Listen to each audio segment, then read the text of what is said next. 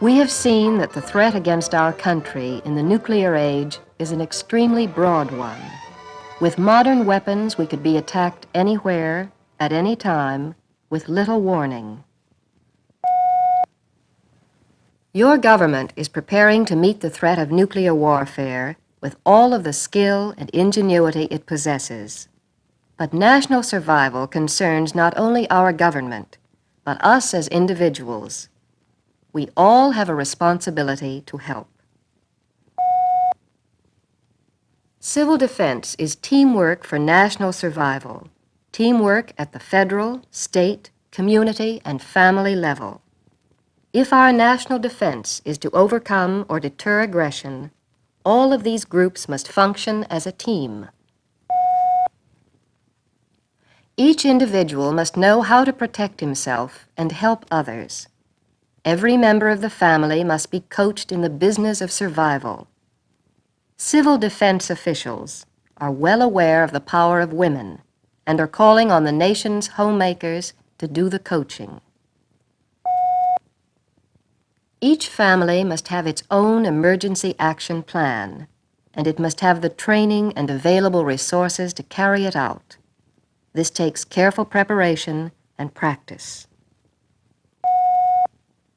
Above all, every member of the family should understand radioactive fallout and how to protect himself from it. Everyone should be familiar with our warning signals. They call for instinctive action. Everyone must also know about the emergency communication system, and it is well to know and understand where the warning stems from and how it will be relayed by CONELRAD. And all should know first aid and emergency home preparedness. Trained assistance probably will be unavailable in a national emergency, and each family will have to care for itself and its members.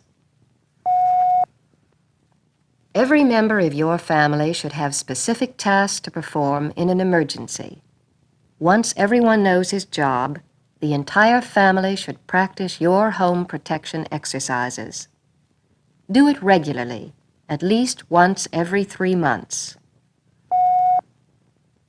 At least some members of your family should have special training in key home protection skills. They will then be able to assist other members of the family in their assignments. At least one adult should be trained in first aid.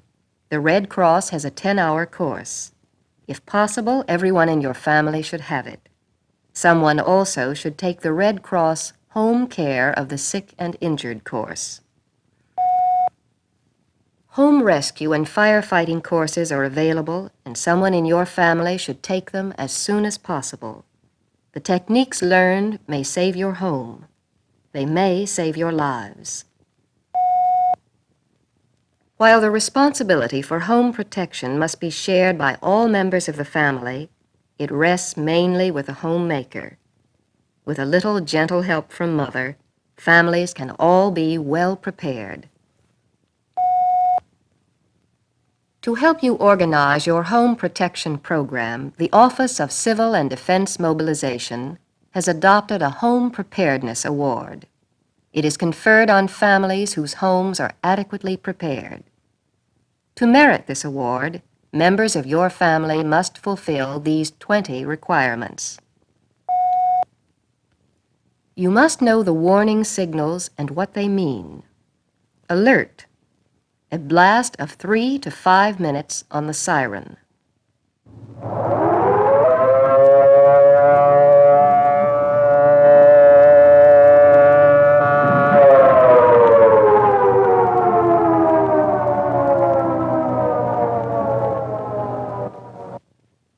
Which means take action as directed by your local officials. And a warbling tone.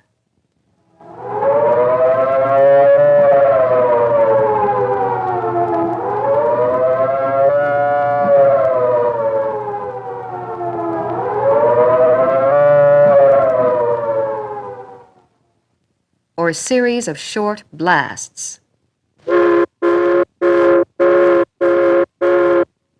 which mean attack. Seek the best available shelter immediately. Know your community's plan for emergency action. Your civil defense officials either have one or are working on one. Understand what your role should be. See that your own plans correspond to the overall plan. Select a family shelter area. Pick the spot which will afford the best possible natural protection from radioactive fallout, and then determine how you can improve its protective features. Remember that everyone can protect himself from fallout by placing a heavy mass of material between himself and the radiation. For excellent protection, you will need the equivalent of 1 foot of concrete. The most likely spot for your shelter area will be in the corner of your basement, which is most protected. Additional shielding may be added by blocking windows with sand, bricks, magazines, or other heavy material. You will need plans for emergency cooking. A small cooking unit which will utilize the least oxygen is best. Candle, for instance. Be sure you have plenty of fuel and matches. You will also need a plan for emergency heating in the event of cold weather.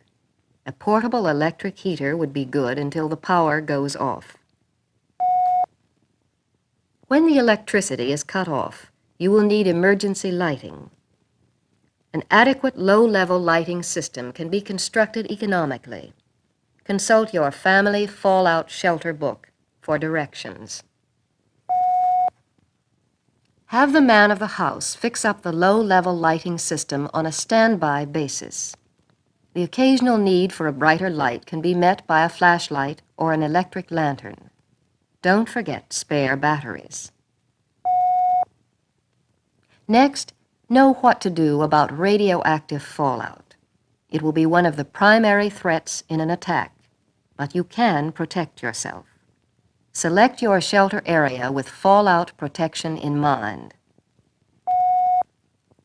Learn which locations offer the best natural protection from fallout. Remember that basements in office and apartment buildings are very good because of their heavy construction. And in the event someone becomes exposed to fallout, you must know decontamination measures. Also, how to dispose of contaminated clothing, food, or water.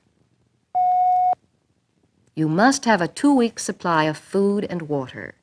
Get sample menus from your civil defense officials. Put the emphasis on canned and bottled foods which require little or no cooking. Don't forget to include special foods for elderly persons, babies, or the chronically ill, such as diabetics. Remember that pleasing the family's taste will be more important to their morale in an emergency than it is at the dinner table. Water should be bottled in the equivalent of 1/2 gallon per person per day. It should be rotated at least twice a year. Tap water, like the other utilities, probably will be shut off in an emergency. You must know the different ways of purifying water. You must have a radio that does not depend on a commercial source of power. It probably will be your only communication with the outside world. Be sure to have extra batteries. Remember that the better protected your shelter area, the worse your chances of radio reception. Check the reception in your area. You may need an outside aerial. Know your CONELRAD stations, 640 or 1240 on your standard AM radio dial. Keep tuned to one or the other throughout the emergency.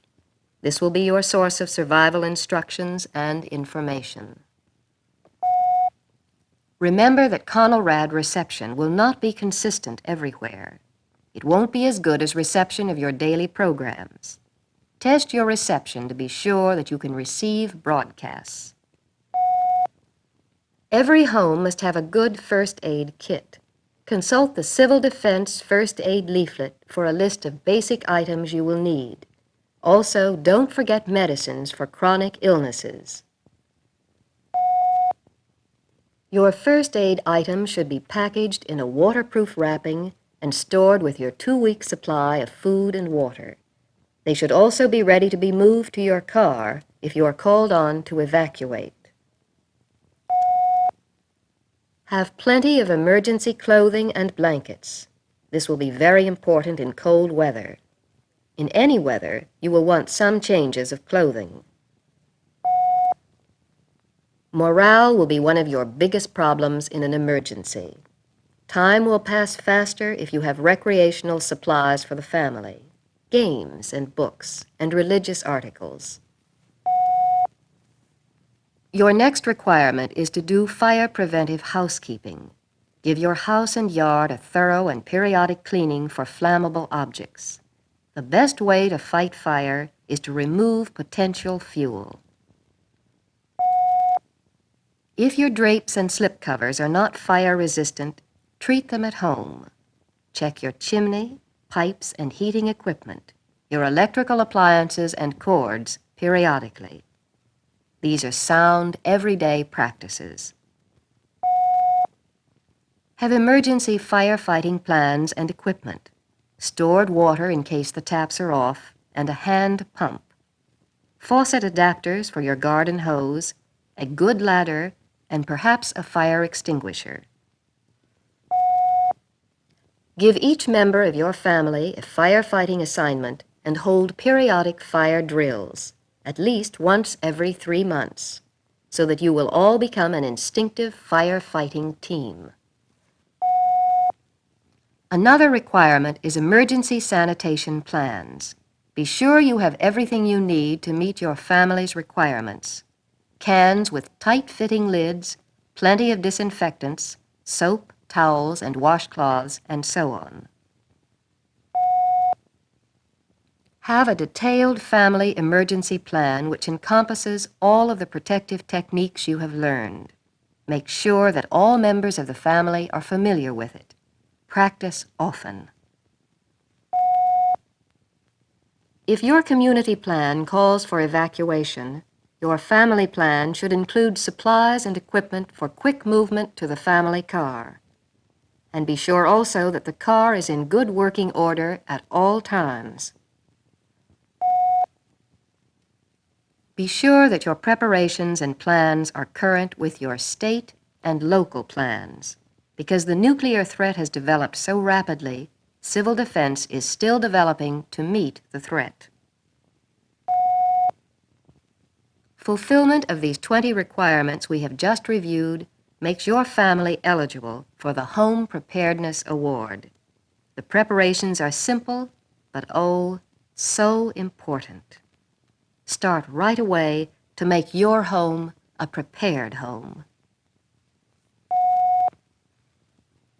There is still another award for which I know you will want to strive. This is the special gold citation for those who actually acquire a family fallout shelter which meets approved specifications. This is much easier and less expensive than you would imagine, and the reassurance it will give you and your family in any emergency will be worth every penny you spend. You can build one yourselves in your spare time. In this way, it will cost you only a few $100s, but will be worth much more in peace of mind. If you want a little better protection, you can hire a contractor to build one of several shelters from approved civil defense plans. Any of the approved shelters will provide virtually complete fallout protection.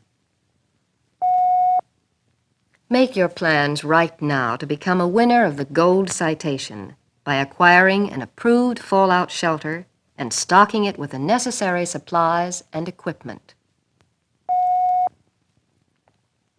I cannot emphasize too strongly the importance of family planning right away. Remember that the National Civil Defense Plan assumes it will be 2 weeks after an attack before any outside help will be available. During those first 2 weeks, especially, millions of families may be totally dependent upon their own resources for survival. None of us wants to chance the possibility that ours will not be adequate. Let's don't leave it to chance, then. A minimum of effort will pay handsome dividends in an emergency. And right now, in your family's increased sense of security in these troubled times.